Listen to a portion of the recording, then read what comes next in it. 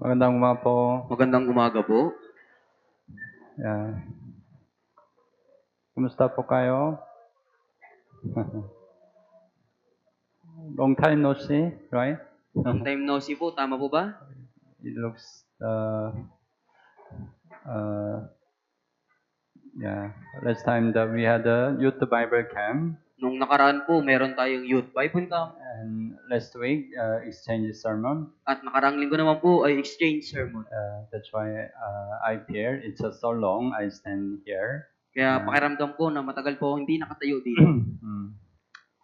Okay, before we start, let's pray together. Bago tayo magsimula, tayong lahat po ay manalangin. Dear most friend, gracious Father, Mahal naming Ama na mahabagin at mapagpala, thank you for saving us from sin and eternal destruction. salamat po sa pagliligtas sa amin mula sa kasalanan at wala hanggang pagkawasak. Thank you for guiding our Christian life to abide in church. Salamat po sa pagpapatnubay sa aming buhay Kristiyano na manatili sa church. Even though we have a lot of oppression in our Christian life, our Lord is always with us and guide us. Kahit na meron kaming maraming kahirapan sa aming buhay Kristiyano, ang Panginoon ay palaging kasama namin at gumagabay sa amin. So whatever oppression we meet, let us commit to our Lord. Kaya sa anumang mga kahirapan kami humarap, nawa ipagkatiwala namin ito sa Panginoon. And this time, by the grace of God, we are gathered together in the name of the Lord. At sa oras na ito, sa biyaya ng Diyos, kami po'y nagkatipon ng sama-sama sa pangalan ng Panginoon. This time, please be with us and guide us. Sa oras na ito, pakiusap, samahan at gabayan niyo po kami. Let us understand your will through the Word of God. Nawa po ay maintindihan namin ang iyong kalooban sa pamagitan ng salita ng Diyos. Let us have more power and the wisdom through the Word of God. Magkaroon kami nawa ng higit na kapangyarihan at ng karunungan sa salita ng Diyos. Please allow your grace to all attendants. Pakiusap, ipahintulot mo po ang lahat ng iyong biyaya sa lahat ng mga nakadalo. This time, from start to the end, we only rely on your mercy and gracious. Sa oras na ito, magmula sa simula hanggang matapos, umaasa lamang kami sa iyong habag at biyaya. We pray in Jesus' name. Tinadalangin po namin ito sa pangalan ni Jesus. Amen. Amen. Okay, let's open to the Bible, 2 Timothy chapter 3. Buksan natin sa ating Biblia po, ikalawang Timoteo, chapter 3. Chapter 3, verse 1. Chapter 3 po, verse 1. Verse 1 hanggang 5. Verse 1 hanggang 5. Verse 1 hanggang verse 5 po.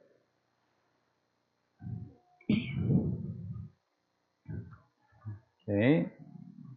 Basahin po natin ng sabay-sabay. Ngunit unawain mo ito na sa mga huling araw ay darating ang mga panahon ng kapigatian sapagkat ang mga tao'y magiging maibigin sa kanilang sarili, maibigin sa salapi, mayayabang, mga mapagmalaki, mapanlait, suwail sa mga magulang, mga walang utang na loob, walang kabanalan, walang katutubong pag-ibig, mga walang habag, mga mapanirang puri, mga walang pag-ibigil sa sarili, mababangis, mga hindi maibigin sa mabuti, mga taksil, matitigas ang ulo, mga palalo, mga maibigin sa kalayawan sa halip na mga maibigin sa Diyos. Na may anyo ng kabanalan, ngunit tinatanggihan ng kapangyarihan nito, lumayo ka rin naman sa mga ito. Okay. We are learning 2 Timothy. Tayo po ay nag-aaral ng ikalawang Timoteo. We stop 2 Timothy chapter 3, right? At tayo po ay nagsimula din ng ikalawang Timoteo chapter 3. We are learning the sin of the last days. At pinag-aaralan po natin yung mga kasalanan sa mga huling araw. Especially our time, right? We are living the end of age. Lalo na po sa ating panahon, nabubuhay na po tayo sa katapusan ng panahon. That's why these sins also prevail our time. Kaya ang mga kasalanang ito po ay hayag sa ating panahon. As a saved Christian, we need to be separate from these sins. Ngunit bilang mga ligtas na Kristiyano, kailangan nating lumayo mula sa mga kasalanang ito. So as verse 5 says, right, from such people turn away. Kaya nga po sinabi ng verse 5, ngunit, lumayo ka rin naman sa mga ito. Even though the people in this world follow this sin, we shouldn't follow. Kahit na yung mga tao ng sanlibutan ito ay sumusunod dito, dapat na wag natin itong sundin. It's very important. That's why we are learning this sin one by one. Dahil ito po ay napakahalaga, kaya pinag-aaralan po natin ang mga kasalanan ito ng isa-isa. Do you remember until what sin we learned last time? Naalala niyo po ba kung anong kasalanan po yung pinag-aaralan natin sa nakaraan? You already forgot? Nakalimutan niyo na po ba agad? Yeah. We learned last time, verse 3, on loving. Pinag-aaralan natin sa nakaraan po, sa verse 3, walang katutubong pag-ibig. Yeah. So this time, we think about unforgiving. Kaya sa oras na ito, pag-isipan naman po natin yung walang habag. Yeah, our time, most people does not forgive the other. Sa ating panahon po yung mga tao, hindi po sila nagpapatawad sa iba. But right, it's also sin, right? Pero di ba po, ito rin ay isang kasalanan. That's why as a saved Christian, we shouldn't follow them. Kaya bilang mga ligtas na Kristiyano, huwag natin silang sundin. We have to forgive the other. Kailangan nating patawarin ang iba. So today we think about the forgiveness. Kaya ngayon, pag-isipan po natin ang patungkol sa pagpapatawad. Yeah. Kaikan chapter 19. Kawikaan 19. Kaikan chapter 19, verse 11. 19, versikulo 11. Kaikan 19:11. Okay. Basahin po natin ng sabay-sabay. Ang matinong pag-iisip ng tao sa galit ay nagpapabagal, at kanyang kaluwalhatian na di pansinin ang kamalian. It said, His glory is to overlook a transgression. Sinabi po dito, ang kanyang kaluwalhatian na di pansinin ang kamalian. It means if we can forgive the other, it can be our glory. Ibig sabihin, kung kaya nating patawarin ng iba, ito po ay ating kaluwalhatian. So, it says, forgiveness is a really important thing in our Christian life. Kaya sinasabi po na yung pagpapatawad ay napakahalagang bagay sa ating Kristiyanong pamumuhay. There is one book. The title is the great invention in the world for 2,000 years. Great invention. Meron pong isang aklat na ang pamagat po, yung pinakadakilang invention po, na imbento. Invento. You know, what's invento, right? This book describes 121 invention, the great invention in this world. At nabanggit po sa aklat na ito, yung 121 na mga dakilang na imbento sa mundong ito. That's why there are many kind of things, right? Kaya napakaraming uri po ng mga bagay. Those are the printer, Yun po yung printer, electric, kuryente, airplane, eroplano, computer, internet. There are many great inventions in the world, right? Napakaraming mga dakilang imbento po sa mundong ito. But among these great invention, there is a very small invention. Kaya sa mga dakilang na imbentong ito, meron pong isang napakaliit na imbento. Do you know what is this? Alam niyo po ba kung ano ito? You know, eraser. Alam niyo po yung eraser, pambura. You know eraser? What's eraser? Right? Alam niyo po ba kung ano yung pambura? It's also eraser, right? Ito rin po ay pambura. Eraser, right? Yeah. In the school, right? The student use the pencil, right? Diba po, sa school, yung mga estudyante gumagamit ng lapis. When they write wrong, right? Eraser can erase, right? Kaya kapag mali yung kanilang isinusulat, nabubura po na ito ng pambura.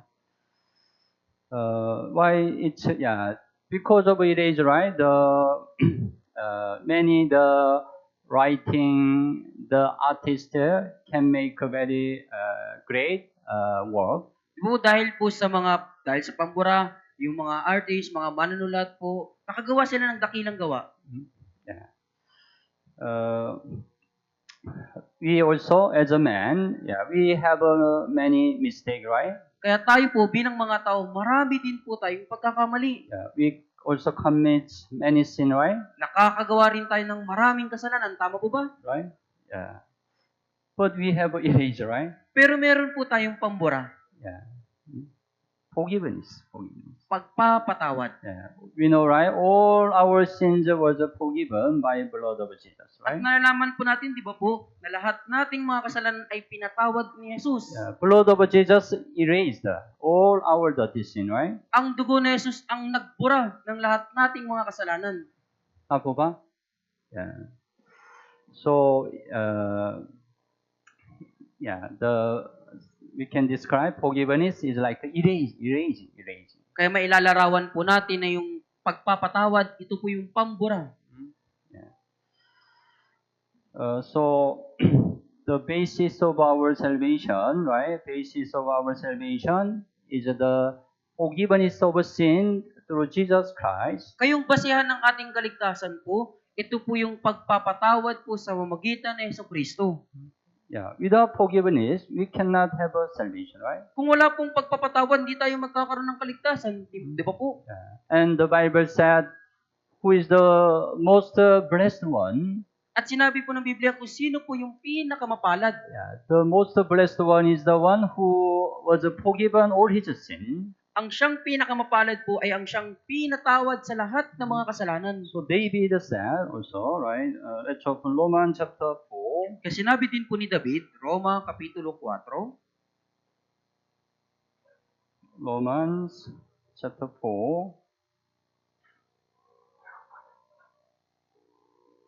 Verse 6 hanggang 8. Chapter 4, verse 6 hanggang 8. Chapter 4, verse 6 hanggang 8. Romans chapter 4, 6 to 8. Basahin po natin ng sabay-sabay.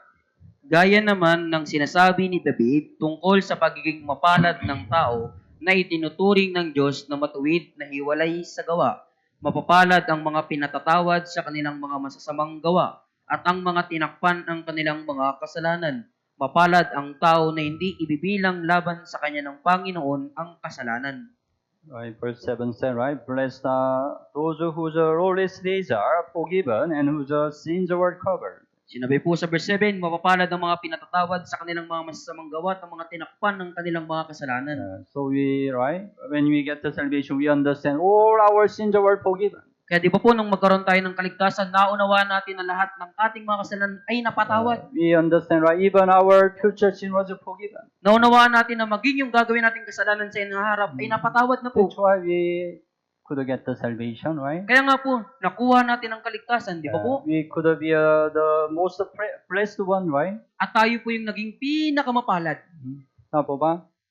You are the really blessed one, right? Tama ba kayo po yung pinakamapalad? The reason, because all your sins were forgiven. Ang dahilan po dahil lahat ng inyong mga kasalanan ay napatawad. After salvation, also the forgiveness is also very important in our Christian life. Kaya pagkatapos ng kaligtasan, ang pagpapatawad po ay napakahalaga sa ating Kristiyanong pamumuhay. This year, right, our slogan, love one another. Sa taong ito, ang ating slogan po ay magmahalan sa isa't isa. Actually, we can accomplish the love of one another through forgiveness. Sa katunayan, may isa sa katuparan natin na kayo magmahalan sa isa't isa sa pamamagitan ng pagpapatawad. Why we need forgiveness? Bakit po kailangan natin ng pagpapatawad? Because maybe all the people, they are living with hurt. with the hurt, whether it's a small or great, from other, right? Sapagkat marahil lahat ng tao po ay nabubuhay po na meron pong sakit na nararamdaman po, maliit man ito o maliit, malaki. Maybe here you also have some hurt from the other, right? Marahil kayo rin po, meron dito na meron kayong sakit na naramdaman mula sa ibang tao. And then some people, they are struggling because of a hurt they receive. At yung ilang mga tao naman po, nahihirapan po sila dahil po sa sakit na kanilang naramdaman. And to some Christian, the hurt they receive can hinder greatly their Christian life. At sa ilang mga Kristiyano po, yung sakit na naramdaman nila, natanggap nila ay nakaapekto ng lubha sa kanilang Kristiyanong pamumuhay. But the only way we can overcome this hurt is the forgiveness. Subalit ang tanging paraan upang mapagtagumpayan yung sakit na ito ay ang pagpapatawad. So through the forgiveness, we can be more mature in our faith. Kaya sa magitan ng pagpapatawad, tayo ay higit na magiging matured sa ating pananampalataya. Through the forgiveness, we can restore the joy of salvation. Sa magitan ng pagpapatawad, may babalik natin ang kagalakan ng kaligtasan. So the forgiveness is really important. Kaya ang pagpapatawad po ay talagang napakahalaga. At first, we need to think about how great loss if we don't forgive the other. Una, pag-isipan po natin, gaano kalaking pagkasayang po o pagkawala kapag hindi natin pinatawad ang iba.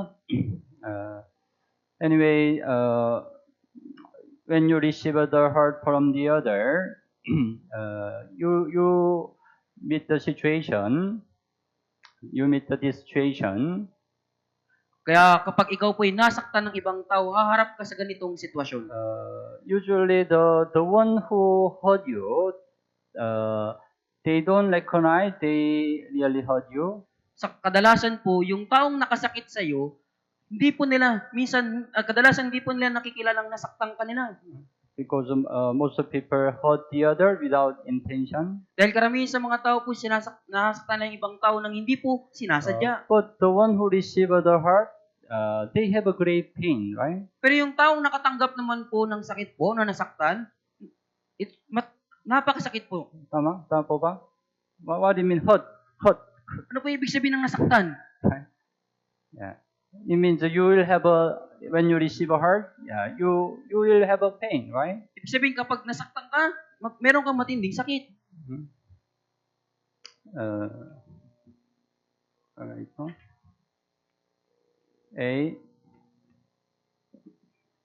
Usually let's suppose hurt. B. Pagpalagay natin na si A, nasaktan niya po si B. But usually, as I said, A doesn't recognize he hurt B. Pero gaya ng sinabi ko po, hindi po nalalaman ng A na nasaktan niya pala si B. But B have a great pain because of a hurt of A, right? Pero yung si B, meron siyang naramdamang matinding sakit dahil po kay A. It's a very painful, right? Napakasakit po nun. And then, the more big problem, when B receive the hurt, B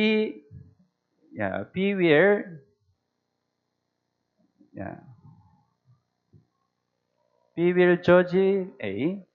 Dahil yung B po, mas malaking problema dahil nasaktan po siya ng A. Itong B, hahatulan niya si A. Why A for me? Why A do like that? Bakit ako sinaktan ni A? Bakit niya ginawa yung ganyan? Tama po ba? B will judge A. Kaya hahatulan ni B si A. It's a sin before God, right? Yan po'y kasalanan sa harapan ng Diyos. If we judge the other, it's a great sin before God. Kung hahatulan natin ang iba, ito po'y malaking kasalanan sa harapan ng Diyos. That's why B has a sin. Kaya si B ay nagkasala. Naintindihan niyo po? Actually, it's a more big problem. Sa katunayan, ito po yung mas malaking problema. Because you have the sin before God, you cannot have a good fellowship with God. Dahil nagkasala ka sa harapan ng Diyos, hindi ka magkakaroon ng maayos na fellowship sa Diyos. And then, you will lose peace in your heart. At mawawala sa iyo ang kapayapaan sa iyong puso. when you judge the other, you cannot have a peace in your heart, Kapag hinatulan mo ang ibang tao, hindi ka magkakaroon ng kapayapaan sa iyong puso. right? It affect your Christian life. At makakaapekto ito sa iyong Yeah, buhay it's a Kristiyano. really great loss, right? Kaya malaking pagkasayang po pagkawala. So, but if you forgive A, Pero kung pinatawad mo si A, you can avoid all these things, right? may iwasan mo ang lahat ng ito. You can overcome these things, right? Madadaig mo po ang bagay na ito. Yeah, that's why forgiveness is the only solution to overcome hurt. Kaya yung pagpapatawad po yung pinaka solusyon po para maiwasan po yung sakit. And also, if you don't forgive the other, you will resemble the one who hurt you. At kapag hindi mo pinatawad po yung taong nakasakit sa iyo, magiging katulad ka rin po kalarawan ng ng nakasakit sa iyo. You understand? Intindihan niyo po? It means the one who received the hurt will hurt the other also. Ibig sabihin po, yung taong nakatanggap nasaktan po, sasaktan niya din yung iba If not forgiven. kung hindi siya magpapatawad. That's why sometimes it happen. One person received the hurt from father when he was young. Kaya meron po isang pangyayari na yung isang tao po nakatanggap siya ng sakit mula sa kanyang ama nung siya'y bata pa. But he received a great hurt from father for a long time. Pero nakatanggap po siya ng matinding sakit po mula sa kanyang ama matagal ng panahon. But he didn't forgive his father. Pero hindi niya po pinatawad yung kanyang ama. Then you know what happened to him? Pagkatapos alam niyo po ba kung ano yung nangyari sa kanya? Someday he will also be father. Balang araw siya din po yung magiging ama. Then he will also hurt his children same way. At masasaktan niya din yung kanyang anak ng parehong pagkakataon. Because the one who receive the hurt will resemble the one who give a hurt.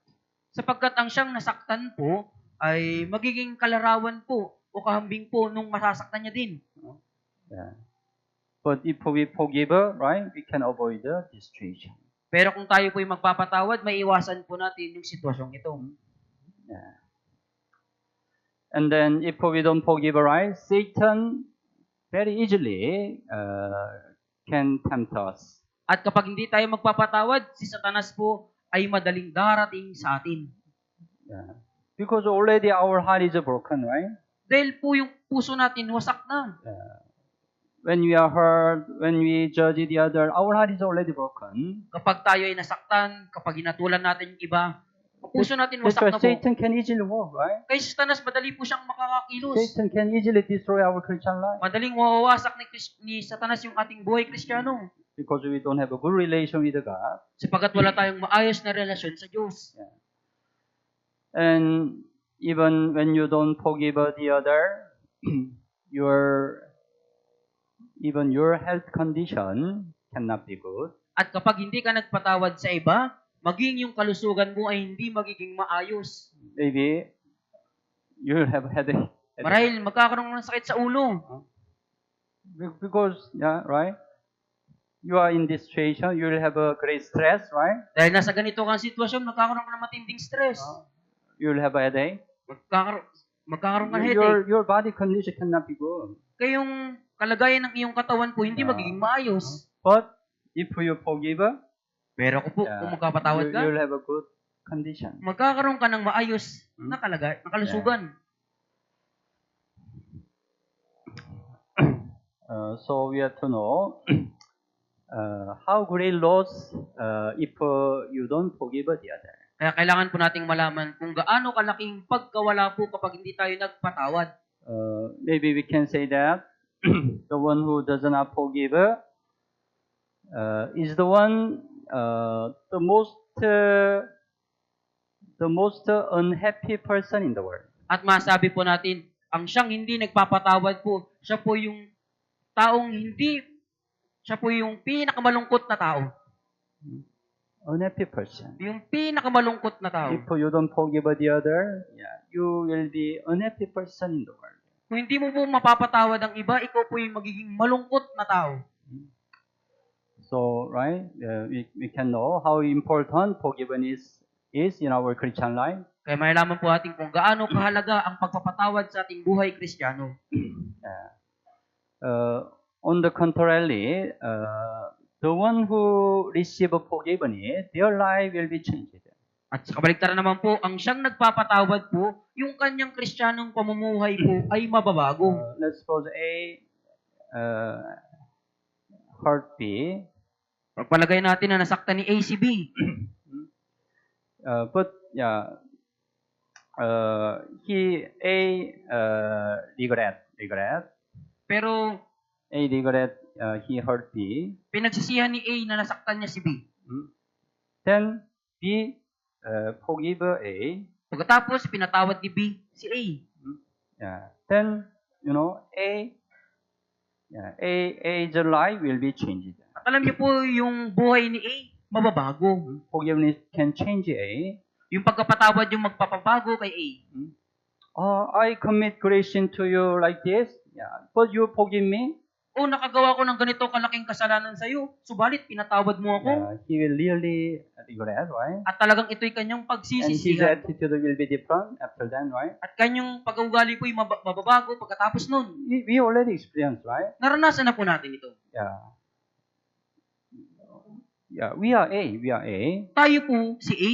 But Jesus Christ forgave all our sins, right? Pero si Yesu Cristo pinatawad ang lahat nating mga kasalanan. As we read, all our sins were forgiven. Gaya ng ating nalaman, lahat nating mga kasalanan pinatawad. It changed you, right? Ito yung nagbago sa iyo, di ba po? Baba? Because of forgiveness, you are changed, right? Dahil sa pagpapatawad, nabago ka po. After salvation, you are changed, right? Kaya pagkatapos ng kaligtasan, nabago ka po, di ba? Because you receive forgiveness. Dahil nakatanggap ka ng pagpapatawad. Forgiveness changes the other, right? Yung pagpapatawad po yung nakapagbago sa iba.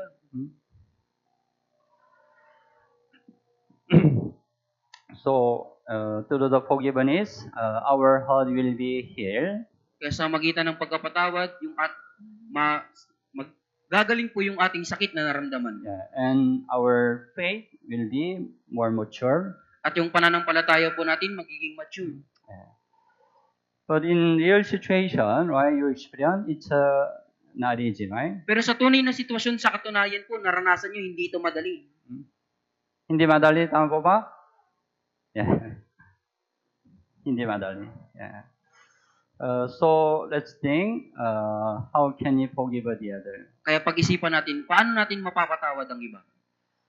We think about first the example of David. Unang isipin po natin yung halimbawa ni David. David was also the man of the forgiveness. Si David din po yung tao ng pagpapatawad. That's why he was used by God so preciously. Kaya ginamit siya ng Diyos na napakahalaga. Let's open 2 Samuel chapter 16. Buksan natin, unang Samuel chapter 16. 2 Samuel 16. Ikalawang Samuel chapter 16 po. Verse 7 hanggang 12. 7 hanggang 12. Verse 7 hanggang 12. 2 Samuel 16, 7 hanggang 12. So long. Could you read it? Babasahin ko po. Ganito ang sinasabi ni Shimei habang siya'y nagmumura. Lumayas ka, lumayas ka. Ikaw na mamamatay tao, ikaw na taong walang kabuluhan.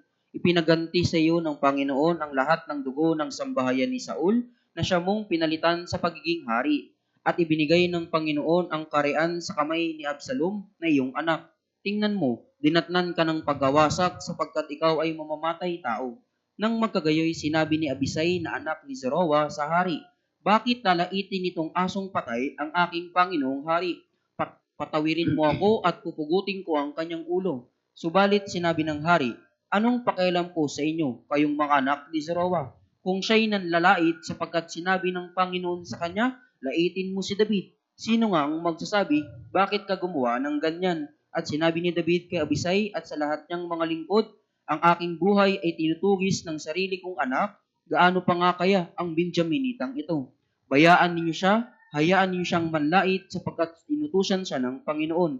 Marahil ay titingnan ng Panginoon ang aking paghihirap at gagantihan ako ng mabuti ng Panginoon sa panlalait sa akin sa araw na ito. Yeah, it happened. Shimei was the very miserable person in his time. Nangyari po dito, si Shimei po, isa po siyang miserabling tao sa pagkakataong ito. But as we know, David was a great king of Israel. Pero nalalaman natin si David po isang dakilang hari ng Israel. But the miserable person Shimei, cursed David and said a bad word to David. Ngunit itong miserabling taong si Shimei po, pinagmumura niya po si David. Come out, verse 7, right? Come out, you bloodthirsty man, your Lord. Lumayas ka, ikaw na mamamatay tao, ikaw na taong walang kabuluhan. Yeah. Let's suppose you meet this situation. Pagpalagay natin humarap ka sa ganitong sitwasyon. You are king, but miserable person cursed you, said a bad word. Ikaw ay isang hari, pero sinabihan ka pinagmumura ka ng isang miserabling tao. Maybe you want to kill him, right? Marahil gusto mo siyang patayin, di ba po? You have a power as a king to kill him, right? Dahil meron kang kapangyarihan bilang hari na patayin siya. That's why the servant of David wanted to kill Shimei. Kaya yung alipin ni David, gusto niya pong patayin si Shimei. But David didn't allow it, right? Pero hindi po ito pinahintulutan ni David. Verse 10, let him curse because the Lord has said to him, curse David. Sinabi po dito, siya'y nanlalait sapagkat sinabi sa kanya ng Panginoon, laitin mo si David. When we are hurt, at first, we have to reflect ourselves. Kaya po, kapag tayo ay nasaktan, una po, tingnan muna natin ang ating sarili. Usually, why we are greatly hurt? Kadalasan po, bakit tayo ay nasasaktan? Because usually we think we don't have any problem. Sapagkat iniisip natin na tayo ay walang problema. I don't have any problem. Wala akong anumang problema. Only problem A. Ang problema lang si A. We think like that, right? Kadalasan ganun po yung iniisip That's why natin. when A hurt B, B is hurt so greatly. Kaya kapag nasaktan ni A si B talagang matindi yung nasaktang But naramdaman. when we are hurt, we also need to reflect ourselves. Pero kapag tayo ay nasaktan din po, tingnan din natin yung ating sarili. And also, we have to know God allowed that situation. At kailangan nating malaman, pinahintulot ng Diyos ang ganoong sitwasyon. David accepted, right? Tinanggap po ito ni David, di ba God po? allowed Shimei to curse him. Pinahintulot ng Diyos kay Shimei na siya'y sumpain. Right, David also reflected his life. At tiningnan din ni David ang kanyang buhay. Because he also committed great sin before God. Dahil siya din po noon, nakagawa siya ng malaking kasalanan sa harapan ng Diyos. That's why he accepted. God uses Shimei to correct David. Kaya tinanggap niya po ito na ginamit ng Diyos si Shimei upang itama si David. He reflected himself. Kaya tiningnan yung kanyang And then sarili. he accepted it's God's will. At tinanggap niya ito bilang kalooban ng God Diyos. allowed it. Pinahintulot ito ng Diyos. That's why you check here. Kaya markahan niyo po dito. And then let's go to Awit 39. Kaya punta tayo sa Awit 39. Awit 39 verse 9. Awit 39, versikulo 9. 39 verse 9. Also, basahin po natin ng sabay-sabay. Ako'y pipi, hindi ko ibinubuka ang bibig ko, sapagkat ikaw ang gumawa nito. This psalm exactly same situation.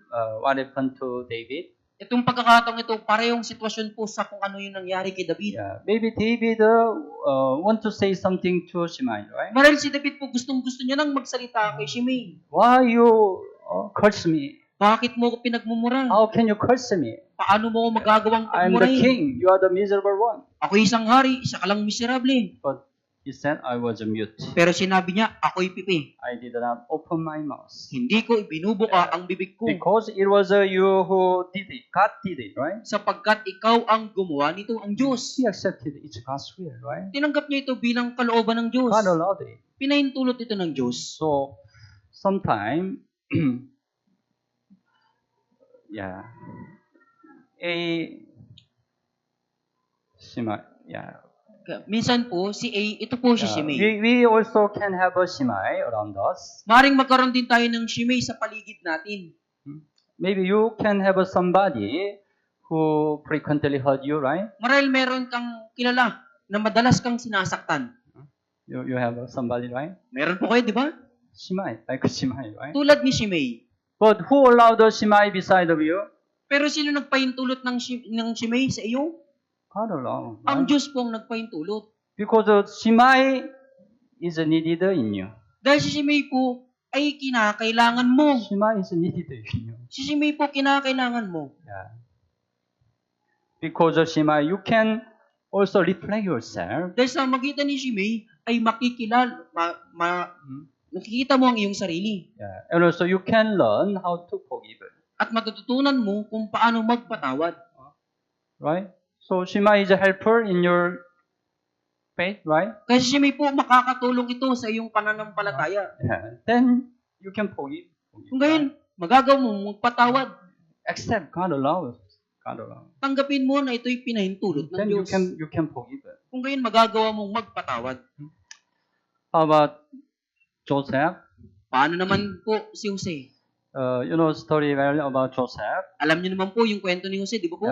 Joseph was loved by his father, then other brothers. Si Jose po ay labis na inibig ng kanyang ama. That's higit why sa kanyang his mga kapatid. father loved Joseph too much, and then his brother envied Joseph. Dahil labis na minamahal ng kanyang ama si Jose, kaya kinainggitan siya ng kanyang mga kapatid. That's why his brother sold Joseph to Egypt as a slave. Kaya yung kanyang mga kapatid, pinagbili si Jose sa Ehipto bilang alipin. Let's think about Pag-isipan natin ito. how great hurt it is, right? Gaano katinding sakit po ito.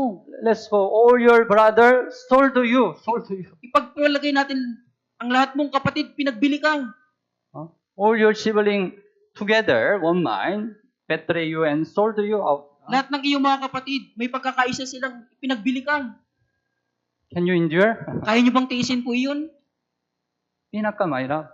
Tama? You are not easy to forgive them, right? At hindi po madaling patawarin sila, di ba po? But we know, right? Joseph forgave his brothers Pero nalalaman natin, pinatawad din siya yung kanyang mga kapatid. because he accepted it's also will of God. Dahil tinanggap niya ito na ito rin po'y kalooban ng Diyos. He accept God did it, right? Tinanggap niya ito na ito'y ginawa ng Diyos.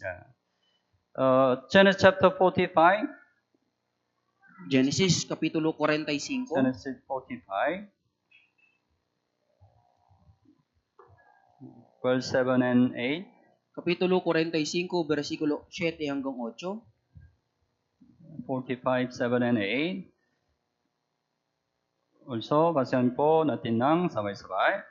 Sinugo ako ng Diyos na una sa inyo upang magpanatili para sa inyo ng mga namatitira sa daigdig at upang panatilihing buhay para sa inyo ang maraming nakaligtas. Kaya't hindi kayo ang nagsugo sa akin dito, kundi ang Diyos. At ginawa niya ako bilang ama kay Paraon at bilang Panginoon sa kanyang buong bahay at tagapamahala ng buong lupain ng Ehipto. Right, verse 8 says, right? It was not you who sent me here, but God. Sinabi niya po sa verse 8, hindi kayo ang nagsugo sa akin dito, kundi ang Diyos. The real situation, right? His brother sold him to Egypt, right? Pero yung tunay na nangyari, yung kanyang mga kapatid po talaga yung nagpabili sa But pinabili siya. Joseph accepted, right? God sent him to Egypt. Pero tinanggap ito ni Jose na ang Diyos yung nagsugo sa kanya sa Ehipto. That's why he could forgive all his brothers. Kaya nagawa niyang patawarin ng lahat niyang mga kapatid. So, even though we are hurt, if we accept each other God's will, we can forgive, right? Kaya kahit na tayo nasaktan, kung tatanggapin natin ito bilang kalooban ng Diyos, Yeah. So, when you receive a hurt, when you have the simai around you, Kaya kapag ikaw ay nasaktan at merong kang taong katulad ni So, Shimei sa paligid mo, at first reflect yourself. una tingnan mo ang iyong sarili. Because you can also have a mistake, same Da- mistake. Dahil maaaring magkaroon ka rin ng parehong Right? pagkakamali. You are also not perfect, right? Hindi ka rin po perfecto, di ba po? Yeah. And then you need to accept this situation as a will of God. At sunod, tanggapin mo ito bilang kalooban ng Diyos. God allowed it, Na right? ito, ang Diyos ang nagpahintulot nito. Yeah. Let's go back. 2 Samuel chapter 16, Balikan po natin ikalawang Samuel chapter 16, verse 12. versikulo 12. It may be that the Lord will look on my affliction, and that the Lord will repay me with a good for his cursing this day. Marahil ay titingnan ng Panginoon ang aking paghihirap at gagantihan ako ng Panginoon ng mabuti ng Panginoon sa panlalait sa akin sa araw na ito.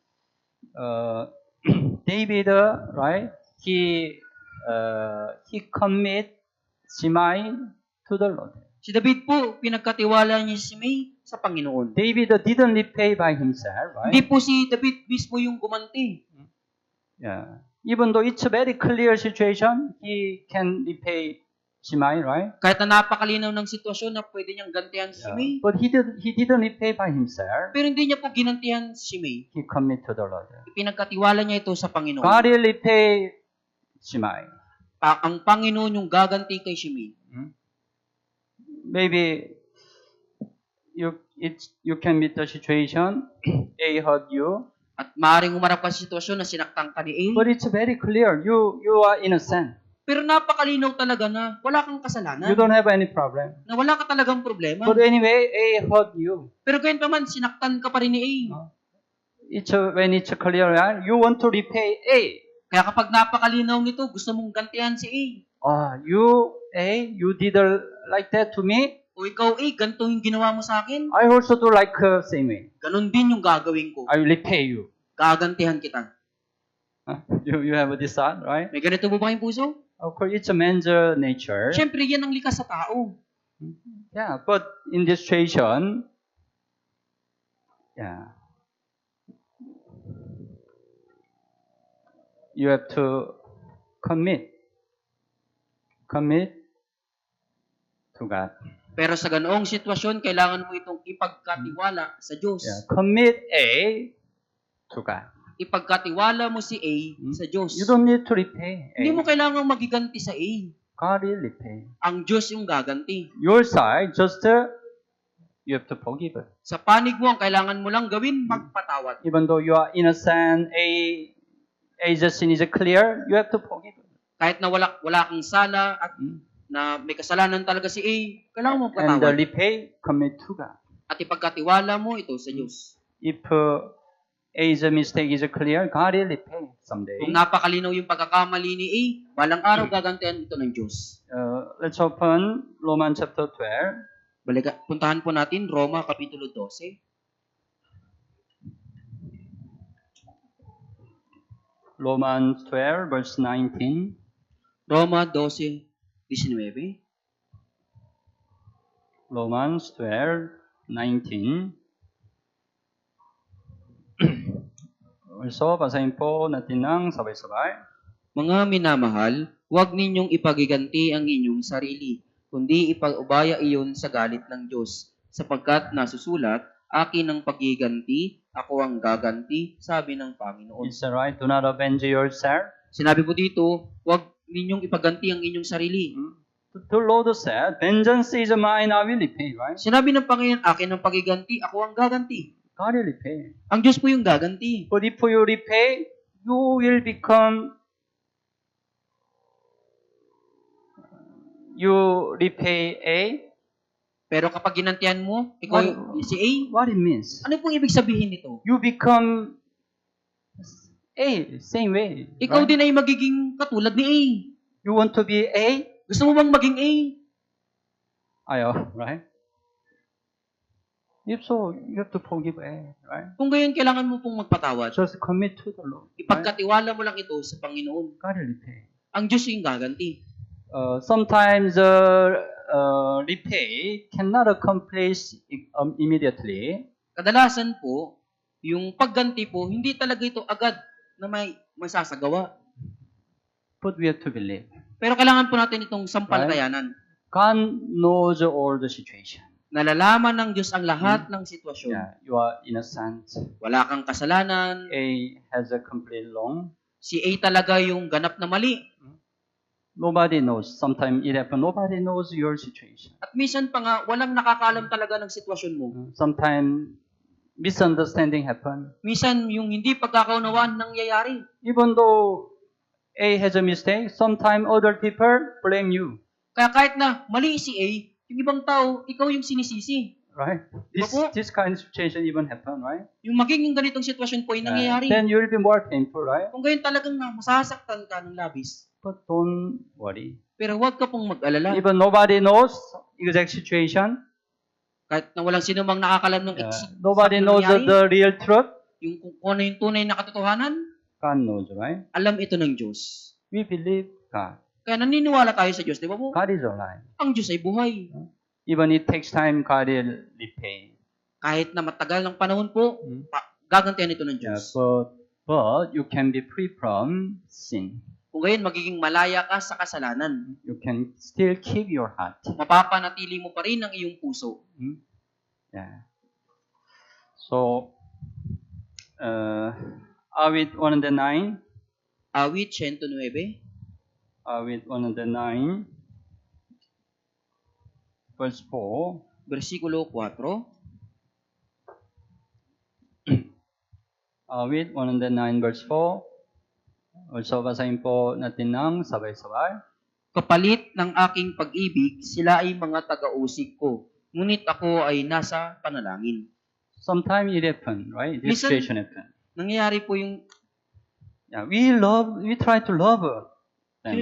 Susubukan po natin silang ibigin. But they become my accursers, right? Pero sila ay nagiging taga-usig natin. Then, of course, we don't have a good heart. Ngayon, hindi magiging maayos po yung puso natin. We will be greatly hurt. Talagang masasaktan tayo. Then we can pray for them. Ngayon, panalangin natin para sila. Just pray for them. Ipanalangin sila. Then we can keep our heart. Kung gayon, may ingatan natin ang ating puso. We can forgive them, right? Mapapatawad natin sila. So, to forgive the other, right? We have to commit to the Lord. Kaya upang mapatawad ang iba, kailangan nating ipagkatiwala sa Panginoon. And also to forgive the other, we have to try to understand the other. At upang mapatawad ang iba, kailangan nating higit na subukang unawain ang iba. Most of the reason we are hurt is because of the misunderstanding. Ang dahilan po kung bakit tayo palagi nasasaktan dahil sa hindi pagkakaunawaan. But while we are living our life, we cannot avoid the misunderstanding. Pero habang nabubuhay tayo sa ating buhay, hindi natin maiiwasan yung hindi pagkakaunawaan. What it means misunderstanding? Ano po yung ibig sabihin ng hindi pagkakaunawaan? Right? It means we don't understand right way, right? Ibig sabihin, hindi natin naunawaan sa tamang paraan. Why it happened? Bakit nangyari ito? Because we are men. Dahil tayo po'y tao. Right? We are men. Tayo ay tao. We are not a God. Hindi tayo ang Diyos. We are not perfect. Hindi tayo We perfecto. don't know everything, right? Hindi natin nalalaman lahat ng bagay. We just judge the other by looking at outside. Humahatol lang tayo sa iba sa magitan ng pagtingin sa panlabas. That's why many misunderstanding happen. Kaya maraming maling hindi pagkakaunawaan po yung nangyayari. Even many misunderstanding happen in church. Maging yung hindi pagkakaunawaan po ay nangyayari na maraming beses sa church. That's why we have to know we are men. Kaya kailangan nating malaman tayo ay tao. Who is a man? Sino ang tao? Yeah. We are still very weak. Tayo pa rin po'y napakahina. We are still very insufficient. Tayo pa rin po'y maraming kakulangan. Right? That's why we can make many mistakes. Kaya makakagawa tayo ng maraming pagkakamali. Yeah. And it happen many misunderstanding. At nangyayari po yung maraming hindi pagkakaunawaan. That's why if we can understand more, we can easily forgive the other. Kaya kung higit nating maiintindihan ng iba, magagawa nating magpatawad. Right here, of course, the our church, you have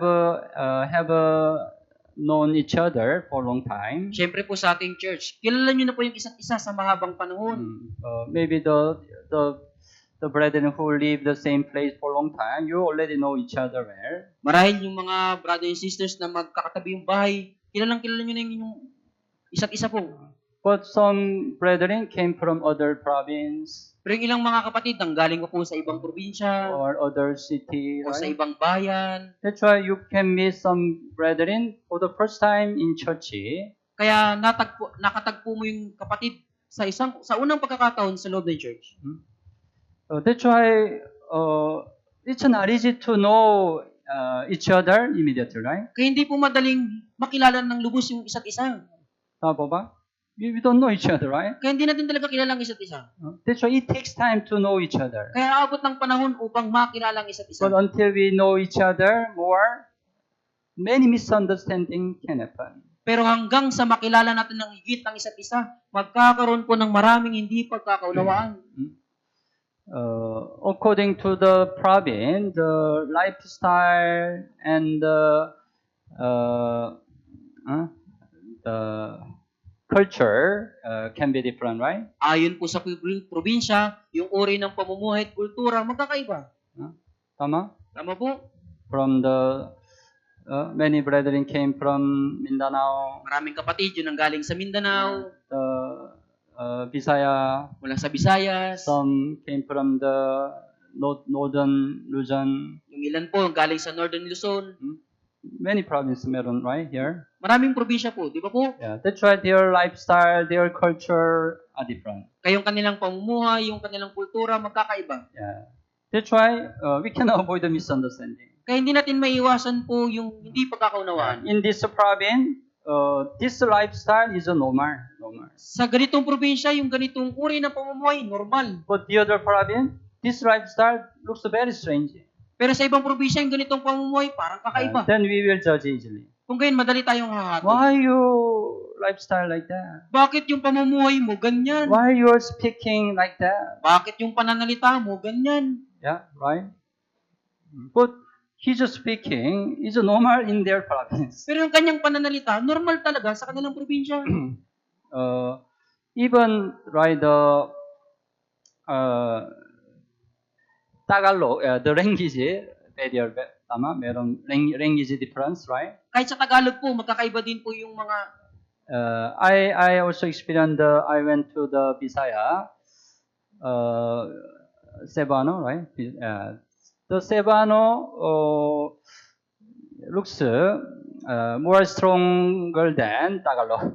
Kaya po, yung mga Cebuano po, yung kanilang pananalita, mas Stronger than mas Tagalog. matapang po. Parang mas matapang yung kanilang pananalita kaysa Tagalog. Tagalog the more softer, Di ba? right? Mas mahinahon yung Tagalog. That's why sometimes it's normal to them, the Bisaya language to them, right? Kaya normal sa kanila yung wika ng sa Bisaya. But when I hear the Bisaya, they look so fighting Pero kapag narinig ko yung mga Bisaya, para silang nag-aaway. because it's just strong, right? Dahil napakatapang po. Tama ba? Tama po?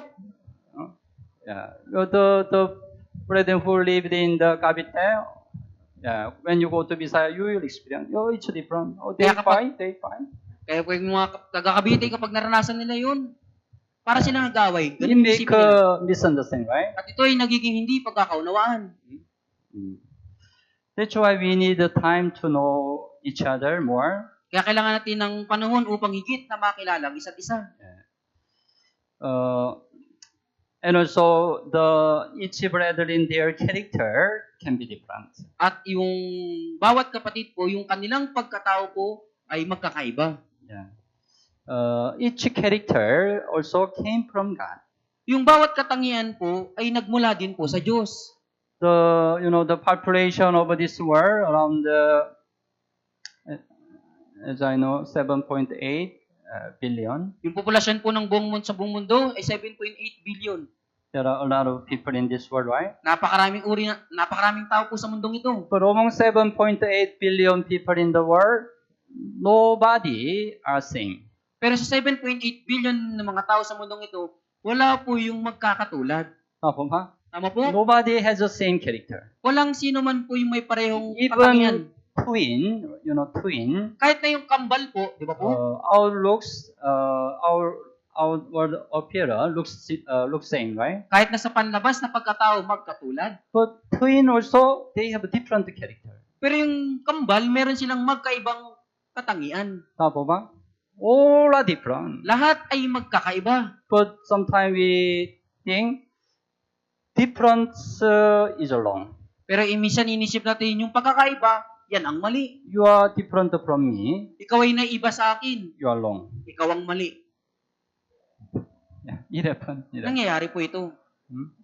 Difference is not wrong. Yung pagkakaiba po, hindi ito mali. Yeah, God made us all different way, right? Ginawa tayo ng Diyos na lahat ng magkakaiba. It's natural. We are all different. Kaya natural po na tayong lahat magkakaiba. Yeah, all our character are different. Lahat ng ating katangian magkakaiba. But each one's character, some character have a merit, good point, merit.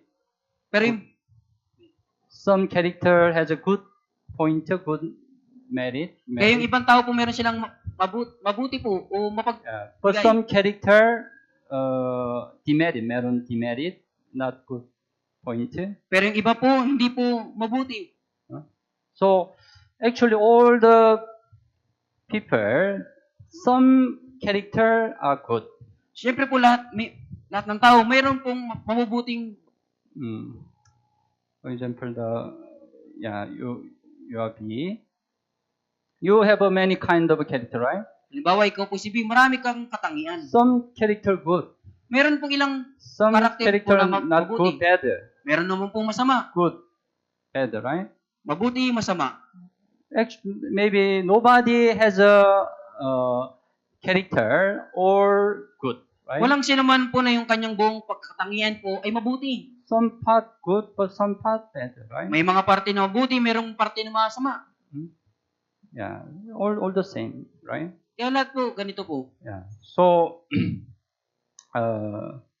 but when hurt misunderstanding happen, Pero kapag yung hindi pagkakaunawaan po nangyari, yeah, A also same way, right? Some good, some bad, some good, some bad. yung si A, meron din siyang kabutihan, meron din siyang kasamaan. But when good character, no any hurt will be, no any hurt. Pero kung lilitaw po yung mabuting katangian po, walang sakit po na mararamdaman. But Lilitaw. because of a bad character, yeah, the hurt can happen. Pero dahil sa masamang pag-ugali po, nangyayari po na mayroong nasasaktan. Right? When you reflect yourself, you have some good point, also good character, right? You have a good character. Di ba kapag titingnan mo din ang iyong sarili, meron kang mabuting pag-ugali. Yeah. But some you don't have a good character, right? Pero yung ilan po yung meron po kayong masamang pag-ugali. So because of a bad character, there is a hurt. You hurt the other. Kaya dahil sa masamang pag-ugali po, nasasaktan mo yung iba. Yeah. So our side, we need to try to understand their bad character. Kaya sa ating panig, kailangan nating subukang unawain yung kanilang masamang pag-ugali. A person has this bad character. Si A, meron siyang ganitong masamang pag-ugali. Yeah. He already has this bad character. Meron na siyang ganitong masamang pag-ugali. You already know. At alam mo na ito. Then A react by using B character. At si A, siya ay nagre-react Bad po ayon character. sa kanyang masamang pag-ugali. Then you already know, right? A original like that. Pagkatapos alam mo na, talagang ganito na si A. Original has a bad character, this character. Si A talagang meron na siyang ganitong masamang pag-ugali. I understand him. Kaya naintindihan ko siya. Why he do like that, I understand. Kung bakit niya ginagawa ay naintindihan ko. Then you will not be hurt, right? Kung ngayon hindi ka mo masasaktan, You can forgive, right? mapapatawad mo po siya. But let's suppose you meet A for the first time. Pero pagpalagay natin sa unang pagkakataon, nakilala mo si A. But A react by using bad character. Pero si A, rumereact po siya ayon po sa kanyang masamang But pag-ugali. you don't know about A. Pero hindi mo po nakikilala yung tungkol kay That's why A. you are surprised. Kaya nagulat ka. Why A react like that? Bakit ginawa ni A yung ganyan? You'll be hurt, right? Masasaktan ka po, di ba? Because you cannot understand. Dahil hindi mo siya naiunawaan. You naintindihan niyo po? I give us example to understand. Naintindihan po ba? That's why we need the time to know each other more. Kaya kailangan natin ng panahon para higit na makilala ang isa't You have isa. to know the character of the brothers and sisters more. Kailangan mong higit na makilala yung pag-uugali ng bawat kapatid. Yeah. For example, some brethren, right? They speak very strongly, right? Halimbawa, may mga kapatid na talagang matapang yung kanilang pananalita. Yeah. But it's not good character, right? Pero In hindi yun church, mabuting right? pag-uugali, di ba? Because strong word can hurt the other, right? Dahil yung matapang na pananalita, maaaring makasakit sa iba. Then, but if we already know A's character, yeah, we can understand. Pero kung kilala mo na yung pag-uugali ni A, maintindihan mo siya. But here, we also need to know Pero dito, kailangan din nating malaman. we shouldn't use our character to protect ourselves. Huwag nating gagamitin yung ating pag-uugali upang protektahan ang ating sarili. For example, A hurt C. Halimbawa, si A, nasaktan niya si C. Through using this character. Dahil sa magitan ng pag-ugaling ito. I understand me Kaya unawain mo ako. because I character is like this. Dahil yung pag-ugali ko, ganito na. Understand? Kaya unawain mo ako. It's not right. Hindi po yun tama. If you know it's not good character, you need to try to overcome. Kung alam mo nang hindi ito mabuting pag-ugali, subukan mong iwasan ito. Because your bad character can hurt the other. Dahil yung masama mong pag-ugali ang makakasakit sa But iba. of course, it's not easy. Siyempre po hindi ito madali. Because you are born with this character, Dahil right? isinilang ka ng merong ganitong But after pag-ugali. salvation, we can overcome. Pero pagkatapos ng kaligtasan, pwede natin itong mapagtagumpayan. By Holy Spirit. Sa magitan ng banal na espiritu. By relying on the Holy Spirit, we can overcome our bad character. Sa magitan ng pagtitiwala sa Espiritu Santo, mapagtatagumpayan natin ang masamang pag-ugali. Even though it's not complete perfectly, Kahit na hindi ito ganap na may a sa katuparan. little amount, we can overcome our bad character. Kahit sa papaano po, mapapagtagumpayan natin yung ating masamang pag-ugali. But anyway, the other side who were hurt, try to understand this character. Gayun pa man yung taong nasaktan, subukan niyo pong unawain yung pag-ugali nung And nakasakit. pray for this character. At ipanalangin yung pag-ugaling ito. Then we forgive it, right? Kung gayon, mapapatawad natin. So, the one who hurt the other easily is also not good. Kaya yung ang madaling nakakasakit sa iba po, ay hindi rin po ito mabuti. They try their best to not to hurt the other. Kaya sinusubukan hindi saktan yung iba. We need to be more careful our speech, our act. Kailangan nating higit na maging maingat sa ating pananalita, sa ating mga And kilos. also, the one who is hurt easily, it's also not good. At yung siyang madaling nasasaktan po, hindi rin ito maganda. We have to forgive, overcome. Kailangan nating magpatawad, kailangan nating mapagtagumpayan ito. So, as much as we know more, we can avoid the misunderstanding. Kaya hanggat sa kilala natin ng isa't isa, mapagtatagumpayan natin yung hindi pagkakaunawaan. We can forgive each other. Mapapatawad natin ang isa't isa. That's why we need more fellowship. Kaya kailangan natin ng mas maraming We fellowship. need more intimate fellowship. Kailangan natin ng mas maraming malapit na Then we fellowship. can know more, right? Kung gayon, higit nating makikilala ang isa't We isa. can avoid the misunderstanding, right? Maiiwasan natin yung hindi pagkakaunawaan. And then to forgive the other, we need to think about the forgiveness of our Lord. At upang mapatawad ang iba, pag-isipin po natin yung pagpapatawad ng ating Panginoon. Colossians chapter 3. Colosas Kapitulo 3. Colossians chapter 3, verse 12 and 13. 12 and 13. Versikulo 12 hanggang 13.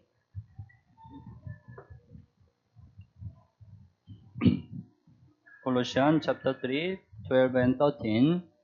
Basahin po natin ng sabay-sabay. Bilang mga hinirang ng Diyos, mga banal at minamahal, magbihis kayo ng kahabagan, ng kabaitan, ng kababaang loob, ng kaamuan at ng katyagaan.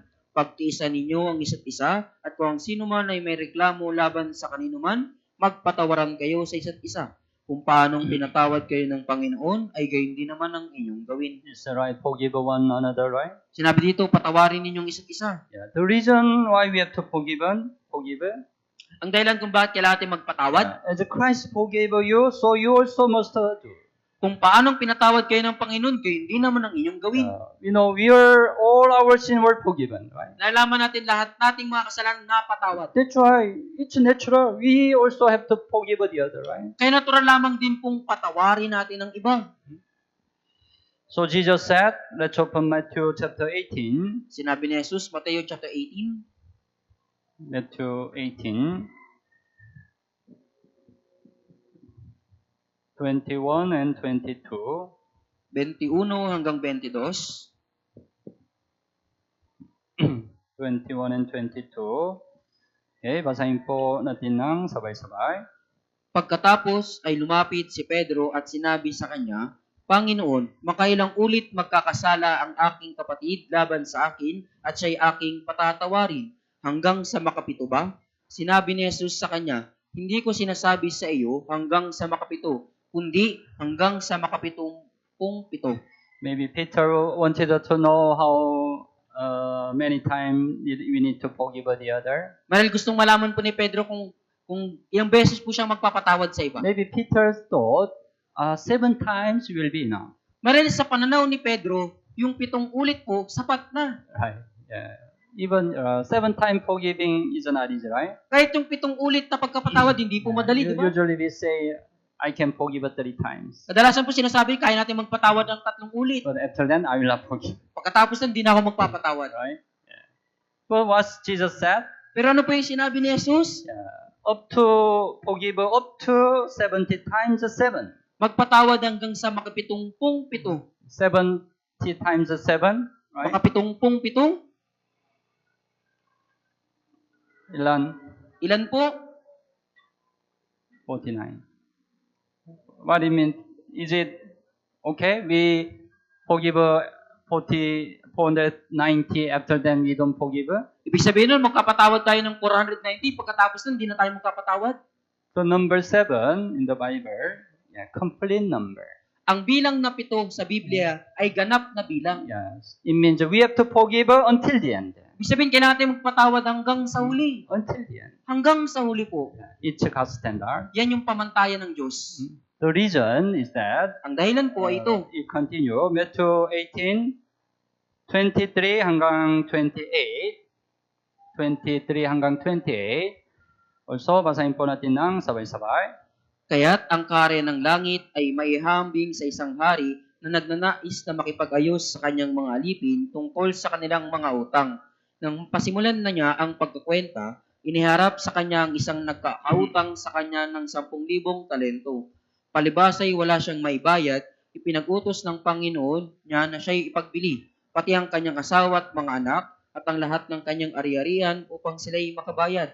Dahil dito'y nanikluhod ang alipin na nagsasabi, Panginoon, pagpasensyahan mo ako at babayaran kong lahat sa iyo. Dahil sa habag ng Panginoon sa aliping iyon, siya ay pinalaya at pinatawad sa kanyang utang. Ngunit ang alipin ding iyon sa kanyang paglabas ay natagpuan ng isa sa mga kapwa niya alipin na nagkautang sa kanya ng 100 denaryo. Sinunggaban niya ito, sinakmal, sinabihan, bayaran mo ang utang mo. There was a servant who had a lot of utang, right? Meron po isang alipin na marami siyang utang. But how much utang? Pero gaano karaming utang po? 10,000 talents. 10,000 talento. You know how big amount it is? Alam niyo ba kung gaano kalaking halaga ito? Talent. 10,000 talent, right? 10,000 talento, di ba? 1 talent is 6,000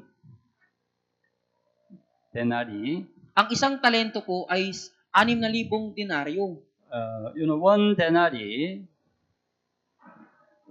the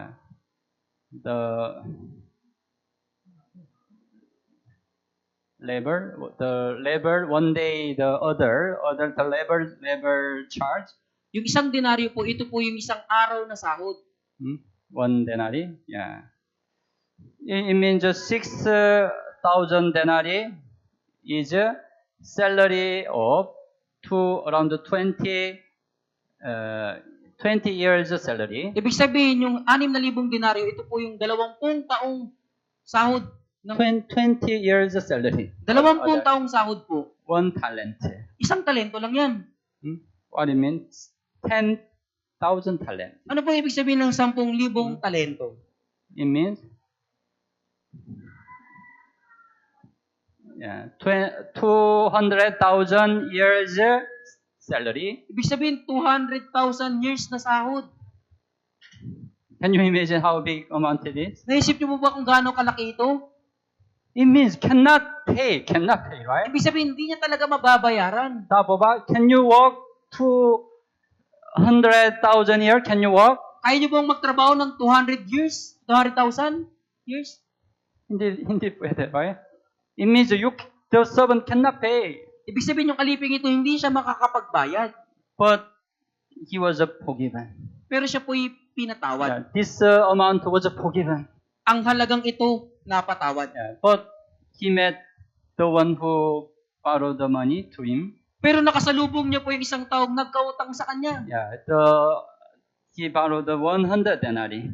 Yung taong ito nakautang sa kanya ng 100 denaryo. 100 denarii. 100 denaryo. Compare with this amount, it's a very small amount, right? Kumpara sa halagang ito, napakaliit lang po nito. But he doesn't forgive 100 denarii. Pero hindi niya po pinatawad yung 100 denaryo. Pay now, pay now. Bayaran mo ito ngayon.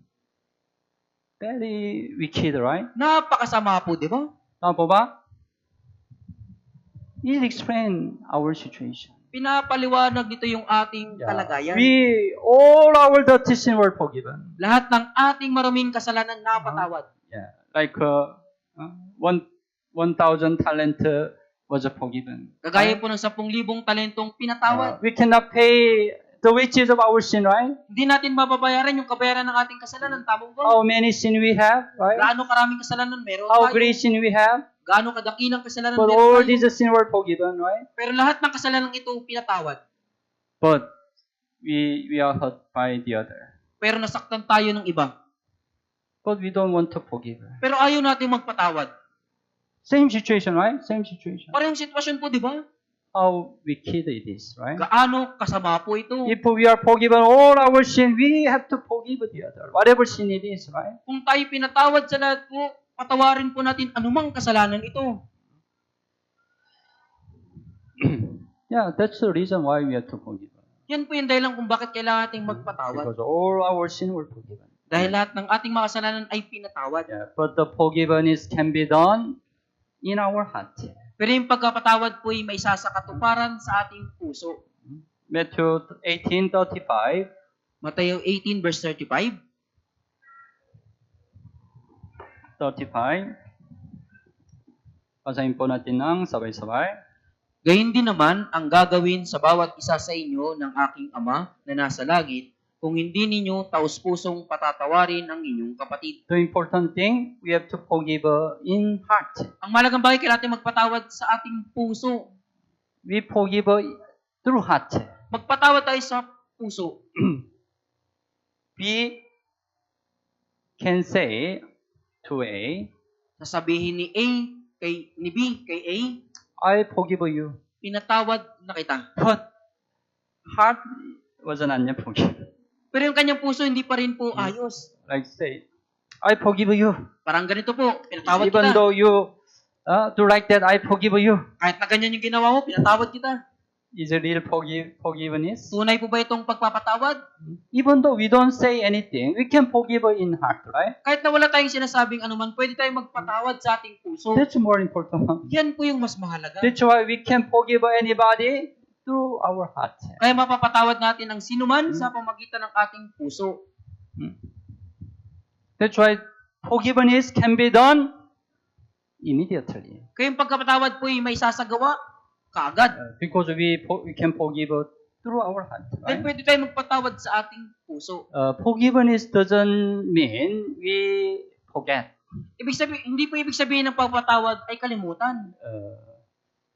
Yeah, it's knowledge. If we are hurt by the other, it's knowledge to forget, right? Kung tayo ay nasaktan ng iba, Napakahirap kalimutan ito, di ba po? Maybe we can remember, right? Dahil naaalala What's natin the ito. important thing? In our heart, we can forgive, right? Pero yung malagang bagay dito sa ating puso, nakapagpatawad na tayo. Yeah.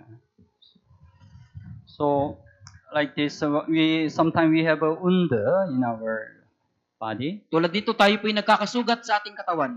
Gradually, it will be healed, right? Unti-unti po itong gumagaling, di ba po? But after healing, you can see still some sign, right? Pero pagkatapos ng gumaling ito, makikita Right. pa natin yung mga peklat po, parang peklat. Tama ba? Yeah. Even though you forgive, you can still remember your heart, right? Kahit nagpatawad ka na, maaring maalala mo pa rin yung nasaktan ka. But if you forgave already in your heart, if you remember, no problem. Kaya kahit kung nakapagpatawad ka na sa iyong puso, kahit maalala mo ito, walang problema. But you better don't try to remember always. Pero mas mabuting wag mo na itong palaging isipin. Yeah, but you better try to forget. Mas mabuting subukan mo itong kalimutan. Even though it's not easy. Kahit na hindi po ito madali. That's why there is the word. You the better engrave the grace in the stone. Kaya Engrave. Pero po kasabihan, mas mabuting iukit mo ang biyaya sa bato. But you the better engrave your heart to the water. Mas mabuting iukit mo ang iyong puso sa tubig. Do you understand? Naintindihan niyo po? When you engrave a grace in the stone, you can remind the grace always, right? Kapag iniukit mo ang biyaya sa bato, palagi mong maalala po yung biyaya. But if your heart, engrave your heart in the water. Pero kapag nasaktan ka, iukit mo ang iyong puso sa tubig. Then you will not remember, right? Kung gayon, hindi mo po yun maaalala. Yeah, you can forgive, right? Mapapatawad mo. So, whatever hurt you receive, try to engrave in the water. Kaya anumang sakit yung natanggap mo, subukan mo itong iukit sa tubig. And also the important thing, in forgiving it, there is no condition.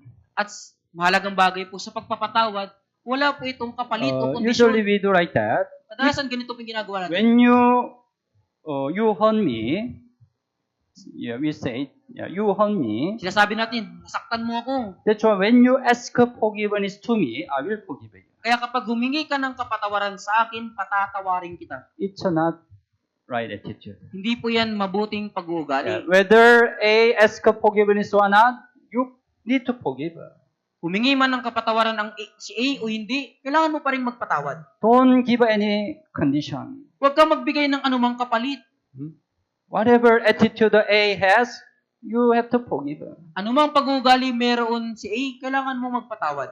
Forgiveness can be done in you, right? Yung magpapatawad po yung maisasagawa mo sa It iyo. happened to our Lord, right? Nangyari yan sa ating Panginoon. Yeah, our Lord forgive all the sin of the world, right? Pinatawad ng Panginoon ang lahat ng kasalanan ng buong sanlibutan. If they look at our attitude, our sin cannot be forgiven, right? Kung titingnan natin yung kanilang pag-ugali, hindi po ba talaga mapatawad yung ating Whatever kasalanan? condition we have, God forgive our sin, right? Anumang kondisyon meron tayo, kalagayan, pinatawad ito ng Diyos.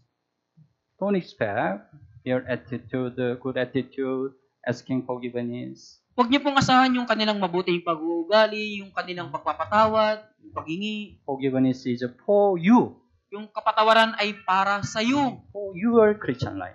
para sa iyong kristyanong pamumuhay. And also forgiveness is, we can say that forgiveness is obedience. At masabi natin na yung pagpapatawad ay pagsunod.